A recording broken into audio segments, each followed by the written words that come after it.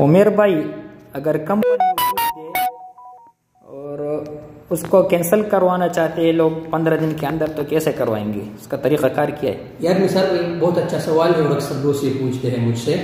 देखिए, इस पर मैंने वीडियो बनाया है, यूट्यूब चैनल पर तफसील से भी मौजूद है, वो भी देख ले आप दोस्त। लेकिन इतना मैं आपको बताता चलूँ निसार भाई कि अगर कानून के मुताबिक हमेशा सऊदी अरब के कानून का एहतराम करें, ये एजेंटों से दूर रहें।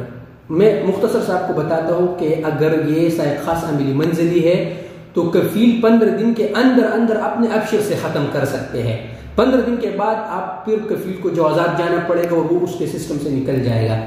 अगर कंपनी वाले हैं बड़े महीने वाले और हुरूब दिया तो उनको उनका जवाज़ात से काम नहीं, जितने भी तिजारती बड़े महीने उनको वज़ारतुल मवारिद बशरिया जाना पड़ेगा। उन जो कफील है, जो कंपनी है, उनको यही तरीक़ाकार है। बाकी मैंने तफसील से इस पर वीडियो बनाया निसार भाई, यूट्यूब पर भी है, फेसबुक पेज पर भी है।